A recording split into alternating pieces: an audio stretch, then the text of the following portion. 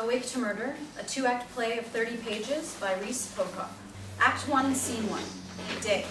The loud rhythmic sound of a ventilator reverberates through the theater.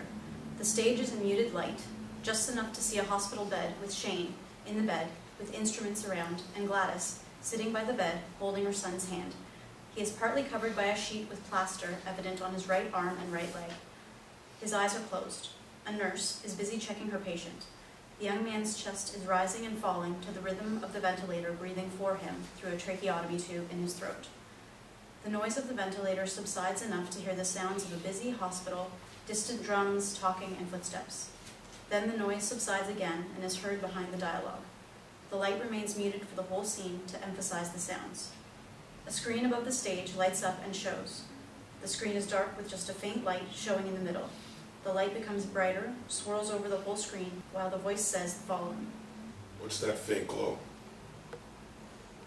It's a lot bloody better than all that darkness. How did I remember all that gloom? I didn't see it, but I knew it was there.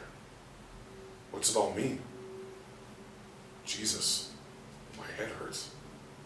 Shane wakes and tries to move his hand. The screen fades out. I can't move my fucking hand. I can't move anything. What's going on? Jesus, I'm scared. The heart monitor races and starts to beep. The nurse rushes to him. His mother stands, concerned. Calm down, you're dreaming. You'll be okay. Take it easy. The monitor beeps, much less, and stops. There you go. That's better. Control yourself. Control your fear. Think. What's my bloody name? Jesus, I don't know my fucking name! Think. What is it? I don't know. I can't see properly. Just a stupid glow. I can't hear. I can't move. Jesus, am I dead or what? What was that? Gladys passes her hand in front of his eyes and squeezes his hand. The nurse places a suction tube down the tube in his throat. A loud sucking noise is heard. There's a shadow in front of my eyes. What's that in my throat? Jesus, I can breathe better. There's a warm feeling in my hand. I can feel something. Someone is squeezing my hand. I'll try to squeeze back. My hand won't move. What's happening? They're trying to kill me. The nurse brings a hypodermic needle and gives him an injection in his arm. That will calm you down. You need some sleep. Shane goes to sleep. Blackout for about 20 seconds. The lights come on brighter than before. Shane is on his side in bed. The nurse is wiping his bum. The rhythm of the ventilator is still heard. What are they doing? Jesus, they're wiping my bum? I must have shit myself. How embarrassing. The nurse and his mother lay him on his back. A screen above the stage lights up and shows. Bright lights flashing, then fading back, and then becoming bright. What's that noise? The light is brighter. A rhythm. I can hear a rhythm.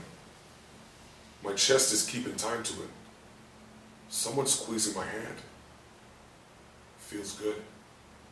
I'll squeeze their hand. Fuck it, I can't. Someone's talking. What are they saying? I don't know. There's a face looking into mine. Who the hell is it? It's an old lady. No, she's not that old. The nurse and Gladys carry out the actions described by the voice. Another nurse enters with a dish of water. The screen fades out. Time for a wash. We can't have you dirty now, can we? The two nurses and Gladys sponge him with warm water. I can feel that. It feels good. I like the hands touching me. They finish washing him, and he is tired and goes to sleep. Blackout for about 20 seconds. Every noise is very loud, and the lights are bright. The voice of the nurse and the mother are very loud indeed, with the ventilator sounding like a runaway train. I can't stand it. Take away the light. Get rid of the noise. I can't stand it. Slowly the light and the noise subside. He lies on the bed and tries to go to sleep. Gladys leans over and squeezes his hand. Chaung, are you awake? Can you squeeze your mother's hand? He squeezes her hand. Chaung, you squeezed. You're awake. You're getting better. Squeeze it again, dear. I love you so much. She leans over, kisses him, and hugs him. You'll get better, darling. Oh, you squeezed my hand again. The nurse rushes out to tell the doctor. My name's Shane. Not a bad name. How the hell did I get here? What happened? Chaung, darling, you're in hospital. You were in a bad motorbike accident and hit your head. You've been in coma for 3 weeks. Your leg is broken, so is your arm and your ribs. You're a lot better than you were. I'm so worried. I love you so much, darling. Shane chokes, and it is obvious he is trying to talk. You can't talk, dear. You have a tube in your throat. It's in your trachea, which interferes with your voice box. Shane looks around the hospital room. A ventilator is breathing for him. On the other side of the bed, a nurse is preparing a swab. You're doing very well, Shane. The nurse removes the ventilator connection from Shane's neck. Time for you to breathe on your own for a while. We've been weaning you off for a week. You were off for 5 hours yesterday. You'll soon be breathing on your own. No, don't! I don't want to breathe on my own. I'm scared. I'm not sure I can breathe. You're killing me. Blackout. Act 1, Scene 2. Soft music is heard as a much improved Shane dozes in a reclining chair next to his bed. The plaster has been removed from his arm and leg. He is moving around in his sleep. He wakes. The screen above the stage lights up. A terrified woman's face appears on the screen. Blood is covering her face and squirting all over her. She is screaming at the top of her voice.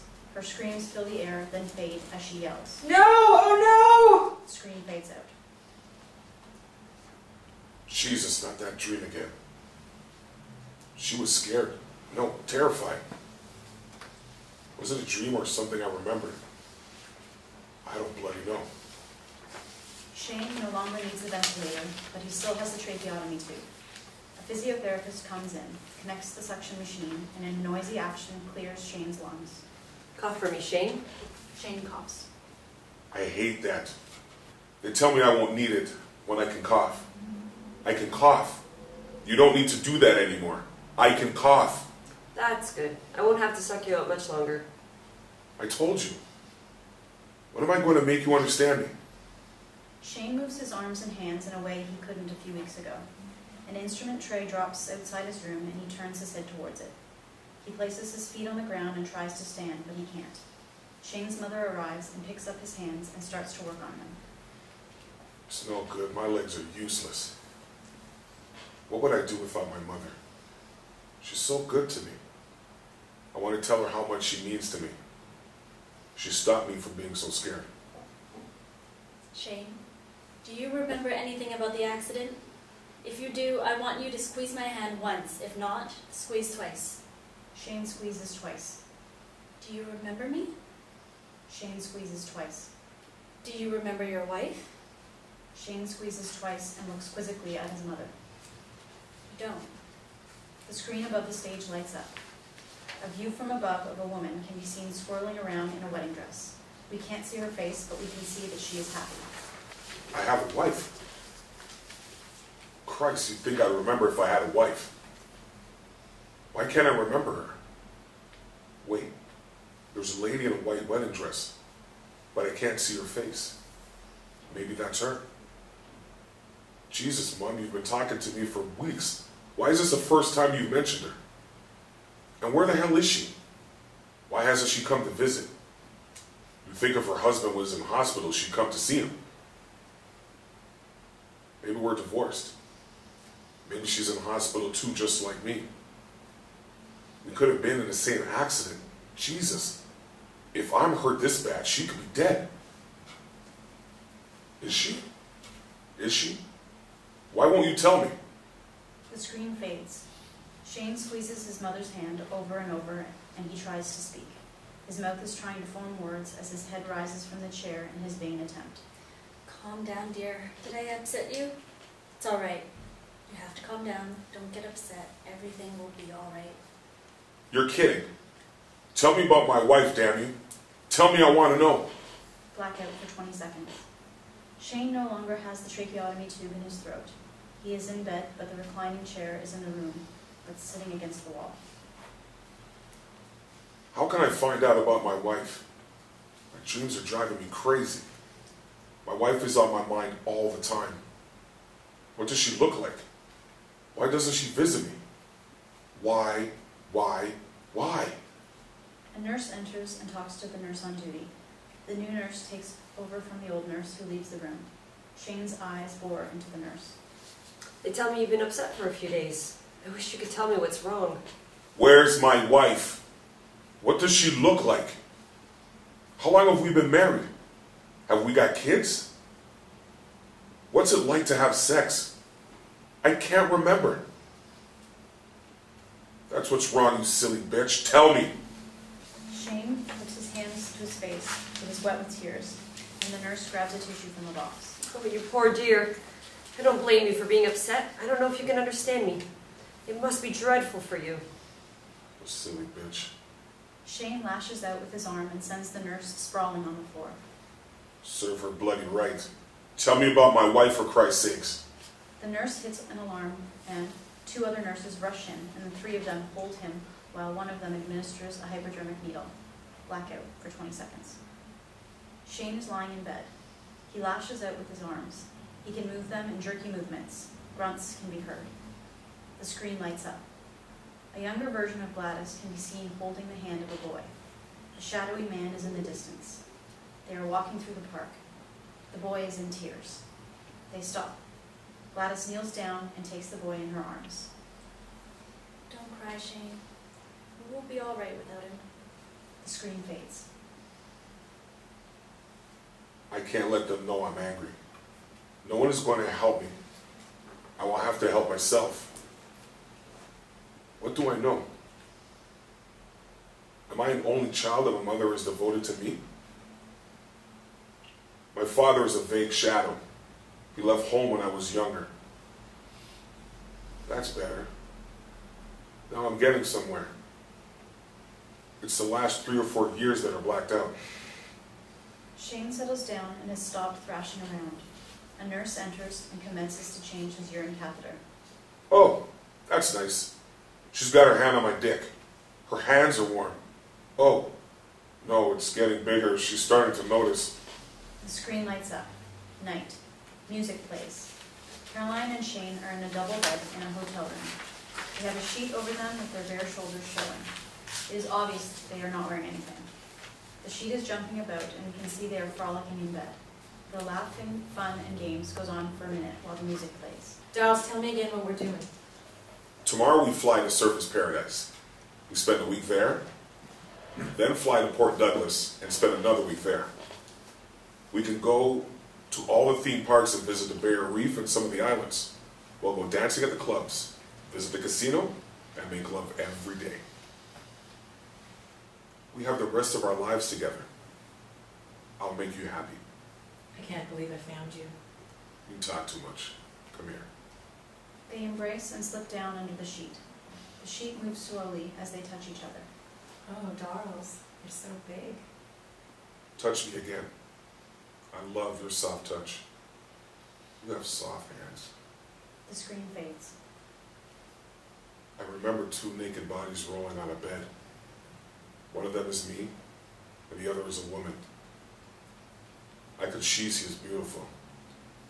It's the woman of my dreams. Oh, it's gone. I hope the nurse plays with my dick a bit more. The nurse finishes and covers him with the blankets. She is smiling at him. See, you remember something. She walks away smiling. Gladys comes into the room, followed by 2 men. She has a concerned expression. Hello, dear. This is Detective Sergeant Bill Daly from the police, and this is John Mason, our lawyer. Gladys leans over and kisses Shane. The sergeant wants to ask you a few questions. The 2 men stand on the other side of the bed. Mr. Hewitt, I'm sorry to come into your hospital room when you're so ill. However, because I need urgent answers to a murder, I'm asking if I can impose on you. I understand you can answer questions by squeezing your mother's hand. Is that right? Shane squeezes his mother's hand once. She nods. Yes.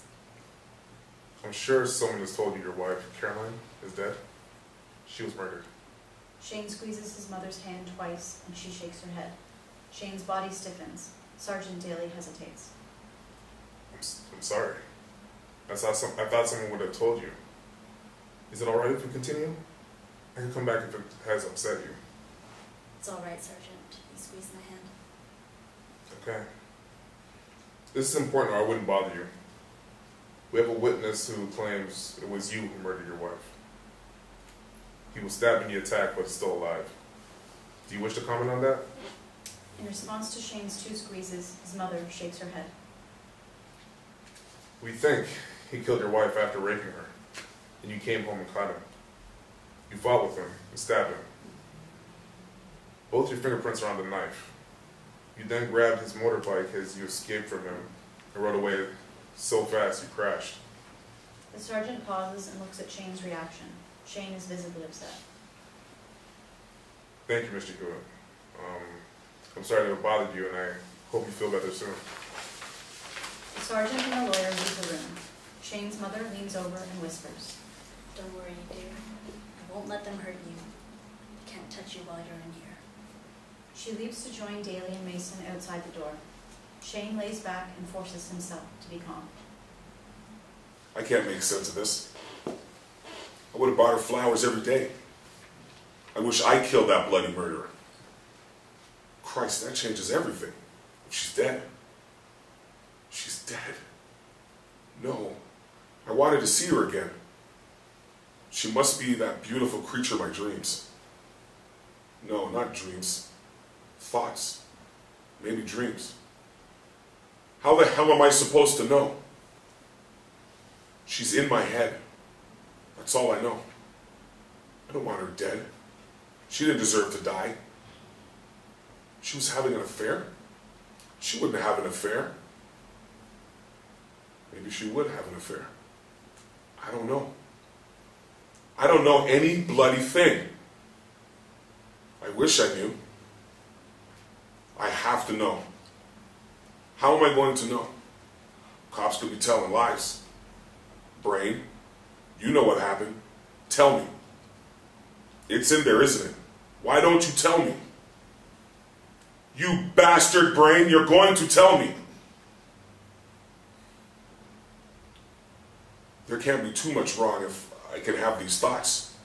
Just a memory bit and being able to move without jerking like an idiot. That's it. I look like a bloody idiot. All this jerking hands and not being able to talk. They all think I'm an idiot. Well, I've got news for them. Come on, Shane, think. Make that bloody brain do its job. Think. Nothing's coming. Come on, work at it. Think. Start with what you know. I know I have a mother. She's an old lady, but she was young once. What did she look like when she was young? Think. Maybe that useless brain to work. Think. It's no use. You might have won today, brain. I won't stop it until you let me remember. I'll be at you until I know. Act 1, Scene 3. Shane's mother, Gladys, Shane's lawyer, John Mason, the policeman, Sergeant Bill Daly, and the intensive care director, Dr. Petrie, sit in the corridor outside Shane's hospital room. They all have a serious demeanor, with Gladys visibly upset. I hope you're not going to suggest that little charade in there told you anything you didn't already know. As far as I can see, it only pressured my client. Shane's still coming out of a coma, for Christ's sake. Poor boy, he was so upset. I had to ask the questions after the accusations were made. From a man who was a known liar. He addresses Dr. Petrie. Why'd you allow that? He's your patient. I think he understood. He might be getting better. He's getting better, don't you think? His grip is stronger. We can't have any more of your interviews, Sergeant. All they do is distress my client. He's getting better, Doctor. I know he's getting better. You can see he's getting better. There may be some slight improvement. Shane will never get back to normal. You're wasting your time, Sergeant. That boy can't tell you what he doesn't know. He is getting better. I don't care how long it takes, he will get better. Act 1, Scene 4. Day.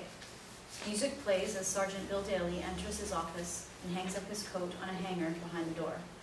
The office has a desk with a comfortable high-back chair for him, and in front of the desk are 2 smaller chairs for guests. On a smaller desk against the wall is a computer with a printer and a tower sitting under the desk. The sergeant is clearly under pressure as he flops into his chair, sighs, and swings around and places his feet up on the desk. He breaks open some chewing gum and places it in his mouth. There is a soft knock, and Detective Sam Noonan enters. The sergeant swings his feet off the desk.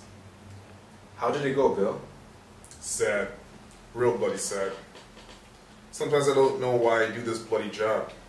Sam nervously adjusts the chair so it is in the right position for him to talk to his superior and sits down. It's a calling. You're protecting the public from all those terrible criminals. Yeah, right. So could young Hewitt tell you anything? The poor bastard didn't even know his wife was dead. I was the poor sucker that had to tell him. You'd think someone would have told the poor prick. No. He knows sweet F.A. I've spoken to Jerry Hitchcock again. He's sticking to his story. You still reckon Hewitt did it? I can't see Hitchcock getting that angry. Someone was real pissed off to do that to Caroline Hewitt. She was stabbed 35 times for Christ's sake. It was a crime of passion. Hitchcock never got that passionate over anything. You're giving me grief, Sam. I had this thing all wrapped up and you're stuffing it up again. I have to play it as it is, boss. I reckon Hewitt's our man. If you're right, we've got nobody. Huh? How's that? Use your brains. There's no way we could put a man that is still recovering from a coma on trial. The prosecutor wouldn't put it up because the judge would throw it out. Even if the poor bastard recovers today, walks into this office and says he killed her, we'd have to turn him around and tell him to go home. How can you trust his memory? A smart lawyer would tear the case to shreds. We've either got Hitchcock or we've got nobody. But we've got a witness. Oh yeah, Hitchcock. A fine upstanding witness he'd make. Can you imagine a jury convicting Hewitt who will look to the court like he's suffered enough? The jury will see this poor bastard who's barely alive, and they won't convict him on the word of a known criminal. His lawyer would have a field day. So we're stuffed. No, we've got Hitchcock. I think we're stuffed, sir. Think about it again. Are you absolutely convinced Hitchcock didn't kill her? No. Well, you have to forget about Hewitt and concentrate on Hitchcock. He either did it or he bloody well didn't. If he did, he goes to trial. If he didn't, he goes free. Jesus, we don't want that bastard out on the streets. I spoke to the public prosecutor yesterday. He's willing to go to trial with what we have. Do you know Caroline Hewitt used to be Hitchcock's girlfriend? She went to the pub where he hangs out on the day she was killed and met him. They went back to her house. I reckon she turned on the sex for drugs. What about the drugs connection? Did she know something about his operation and he killed her for it? Maybe the brutality was a way to send a message. I'll check it out. You could be right. You do that, Sam. But make it fast because we're going to trial. The jury can decide if he's guilty. Sam Noonan slowly stood up and placed his chair so that it was lined up perfectly. He straightened his tie and adjusted his jacket. He looked into Bill's eyes, who stared aggressively back at him. Am I missing something? You seem to have made up your mind before you had all the evidence. Close the door on your way out, Sam. You know what you have to do. Act 1, Scene 5. There are no nurses in the hospital room when Shane awakens the next day. Jesus, what a day. I'm glad that cop came. At least I know what happened to Caroline. I'm sick of all the bullshit. And the not telling me. I wonder what else they're not telling me. I'll bet there's plenty. He moves his hands around in an awkward motion, trying to get control of his movements. He kicks his legs up under the blankets. That's a bit better. I've got more control. The screen above the stage lights up. There is a beautiful woman, then 2 people on a bed making love. Suddenly the couple is arguing. She's yelling about him not coming home. The man yells and walks out as he angrily slams the door. The screen fades. Shane stops his movements as memories start to enter his mind. Christ, what's happening? Brain, what's happening? I don't want bad memories.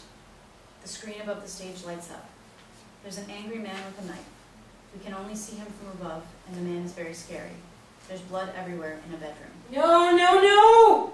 A man is slumped on the floor, moaning, with blood oozing from his stomach wound. He stabs the woman. We don't know who the man with the knife is. The man looks up. It's Shane. The screen fades. Jesus. No, it's me. I'm watching myself stab my wife. Shane brings his arms up to his face and touches his eyes.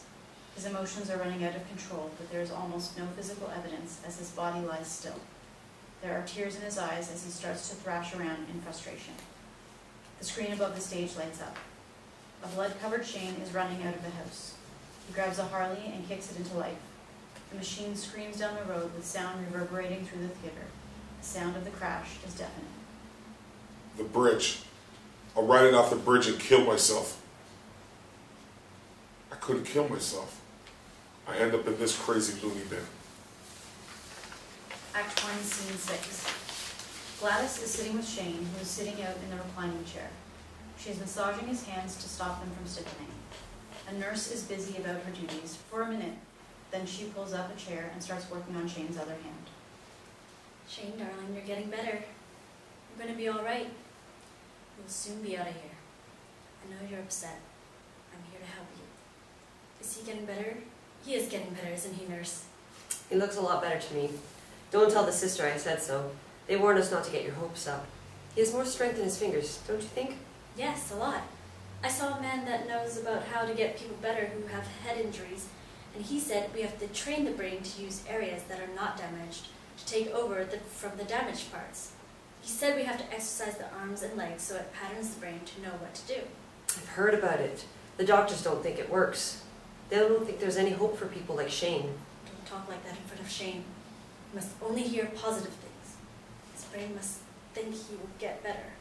I'm sorry. I forgot for a moment. Shane lays back in his chair, listening to his mother and the nurse. He turns his head to his mother and tries to smile. Yes, Shane, what is it? That's a smile, isn't it? You're smiling at me. Look, nurse, he's smiling. The nurse stands up to look. Shane turns his head and smiles at her. I think you're right. Don't tell the doctors. They'll just say it's wind. They wouldn't know if their arse was on fire. I'm trapped in this useless body. My brain is working overtime.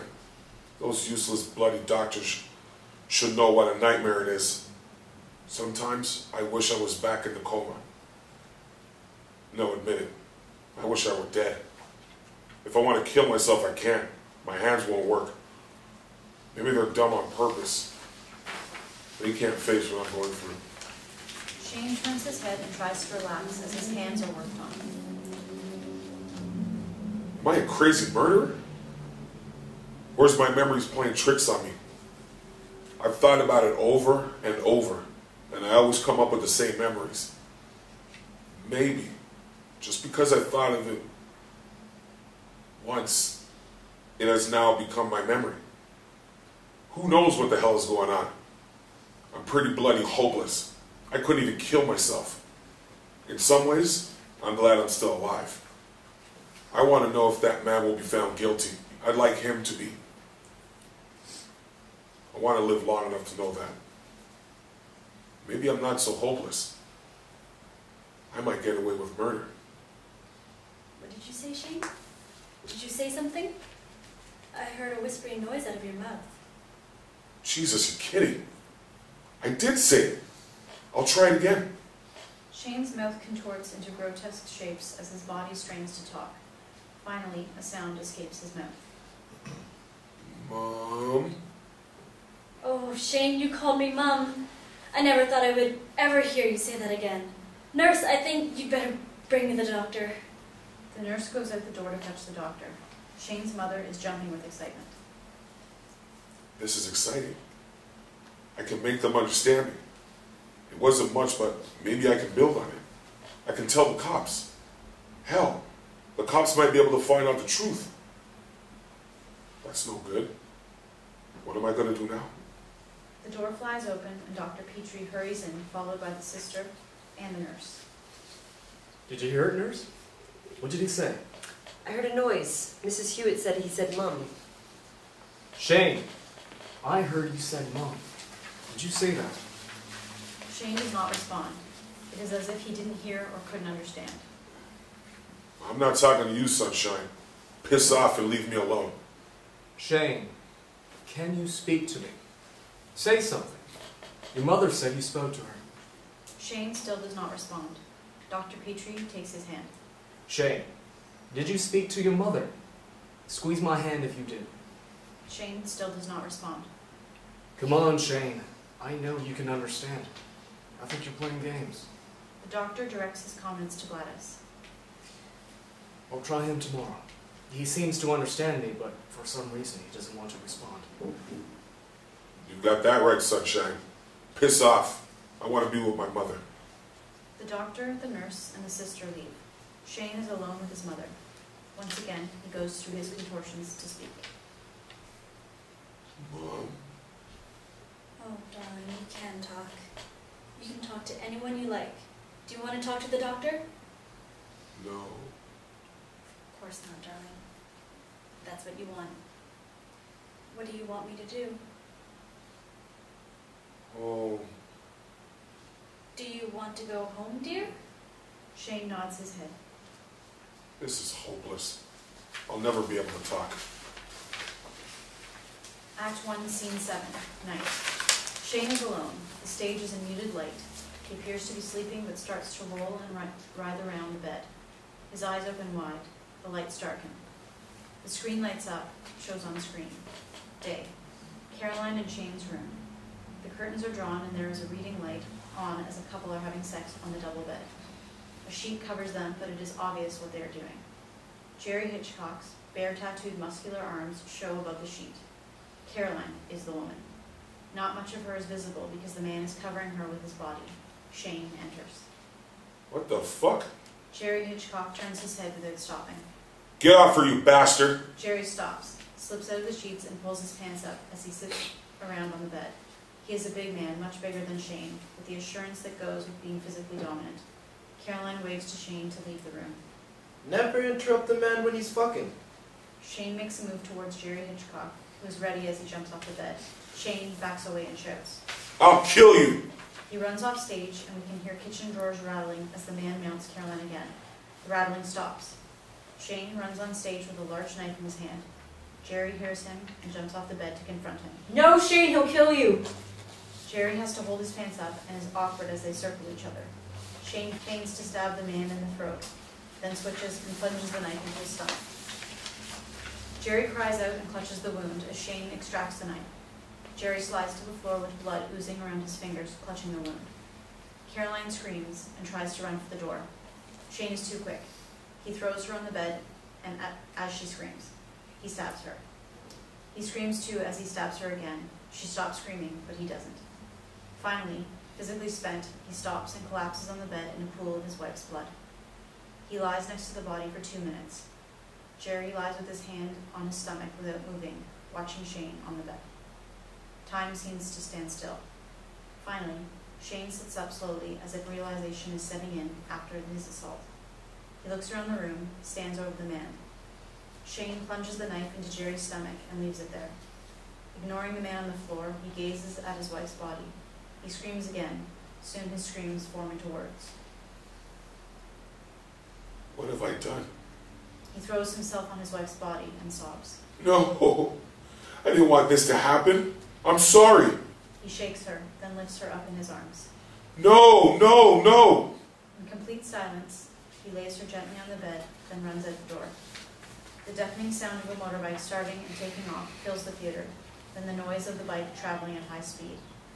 The overwhelming sound of a crash with splintering timber and screams are heard, then silence.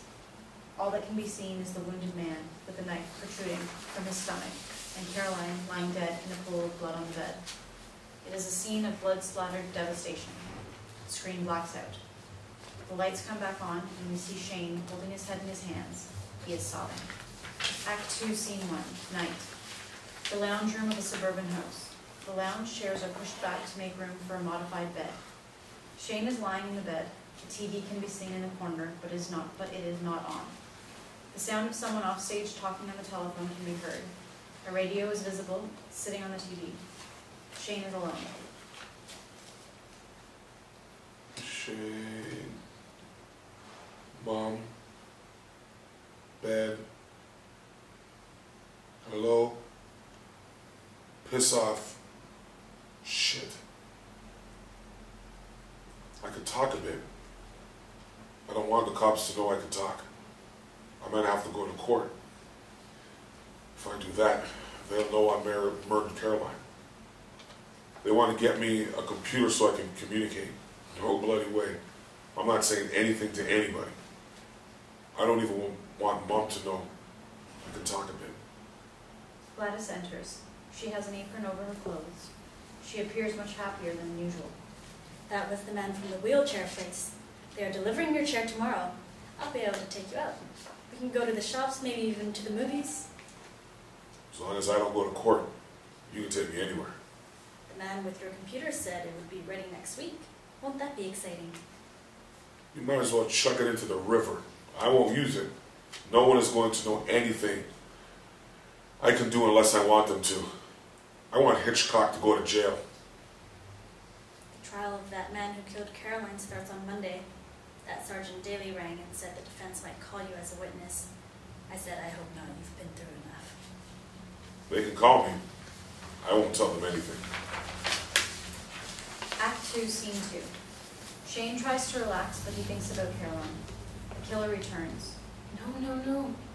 The crazed man stabs Caroline. The killer looks up, and it is Jerry Hitchcock and not Shane. He is relieved he is not the murderer after all. Shane tackles the murderer to the floor and plunges the knife into Hitchcock's stomach. I'm so relieved. I knew I couldn't kill her. But is that the truth? Or I saw the vision because that is what I wanted to see? Shane feels his forehead. He is sweating. Did Hitchcock or I kill Caroline? I don't know. I will never bloody know. Act 2, Scene 3. Day. A courtroom. A judge is sitting on his high bench with a clerk on a lower bench. Facing the judge is the defendant, Jerry Hitchcock, with his counsel sitting with him. A policeman stands guard behind Hitchcock. Next to them is the prosecutor. Seen as part of the scenery are the jury in a gallery. Call Shane Hewitt. Call Shane Hewitt. A sick-looking Shane is wheeled in a wheelchair by Gladys and proceeds to the witness box. The defense counsel moves into position. The oath is read. It is noticeable that Shane tries to answer but struggles in a grotesque way. A few groans are heard as the court witnesses Shane's efforts. It is obvious this witness can't swear the oath. We will take his testimony as unsworn. The defense counsel walks up to Shane and stands close enough to imitate. You're not as sick as you make out, are you, Mr. Hewitt? Shane tries to talk. The courtroom groans as he struggles. You can go fly a kite, you arsehole. I'm not talking to you. I put it to you that you murdered your wife and are hiding behind your injuries to deny the court your testimony. This time Shane makes a huge effort to talk. His struggles are painful to witness, and there are a few shouts of leave him alone. Your Honor, it is obvious this man is in extreme pain and is not capable of communicating. Surely this charade has gone on long enough. I agree. Unless learned counsel can explain what he's trying to do here, I'll excuse the witness. This witness is faking the extent of his injuries. I am sure he can communicate, and I want to ask him some questions. Not in my court, you won't. The witness is excused. Gladys releases the brake on the chair and pushes it towards the exit. Hitchcock jumps to his feet and rushes at Shane. Tell them, you bastard. You killed her. The defense counsel grabs Hitchcock's arm. The prosecutor arrives at the same time as the policeman.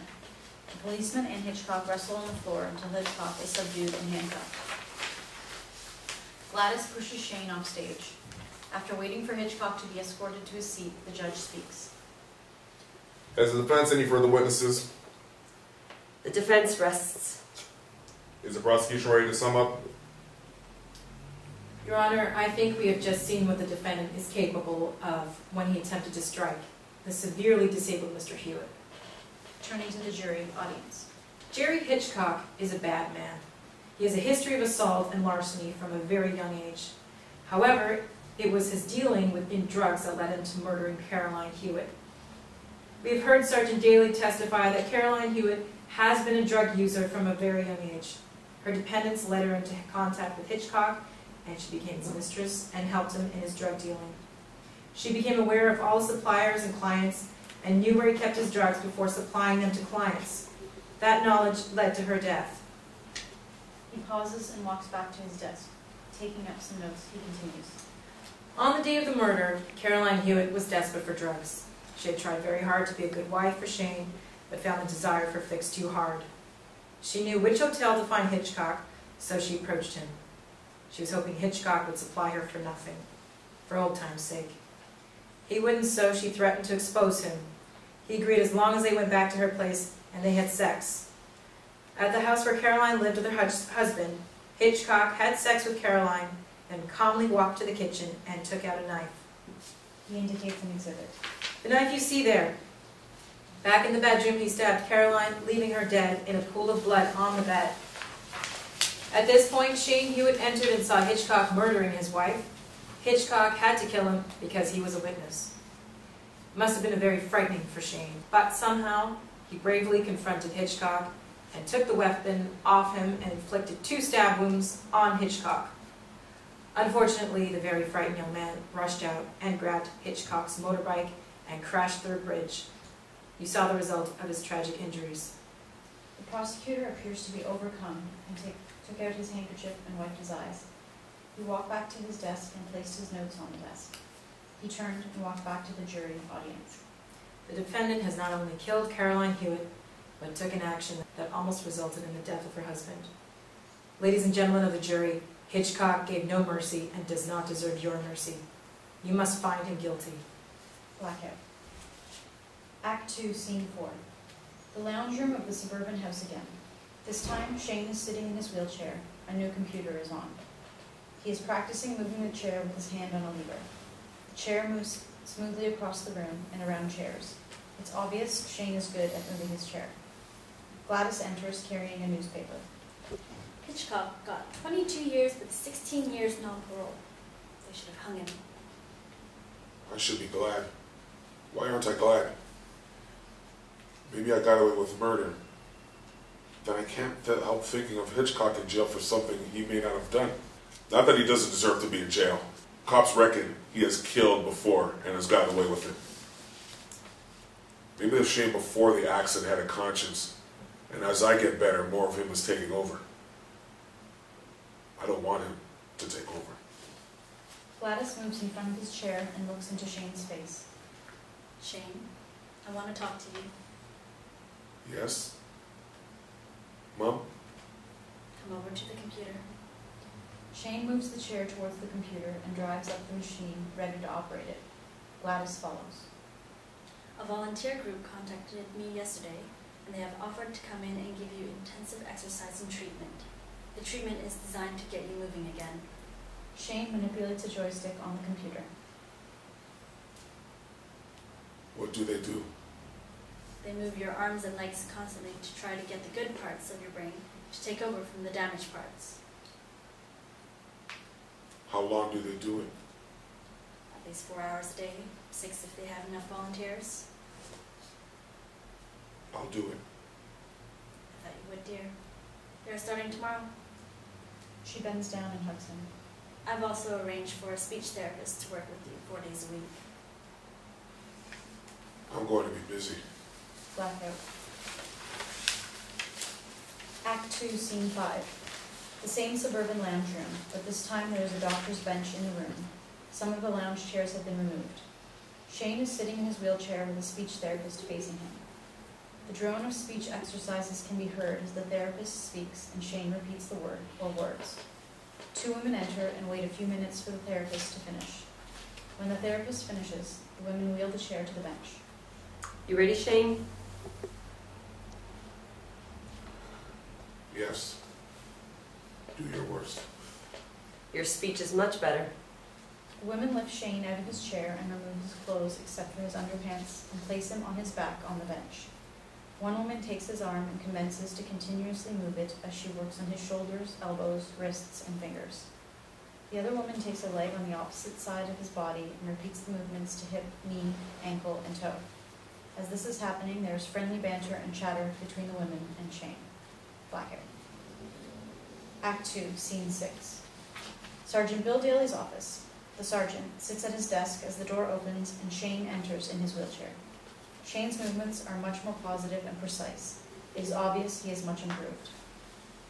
Hello, Mr. Hewitt. You're looking much better. How are you doing? Better. Thank you. The last time I saw you, you couldn't talk. You amazed me. I worked hard. I'll bet you did. What can I do for you? I want to confess to the murder of my wife. I see. What makes you think you murdered your wife? I remember it all came back to me. Mr. Hewitt, you didn't murder your wife. Jerry Hitchcock murdered your wife. Whatever you think you remember can't be correct. The evidence doesn't support it.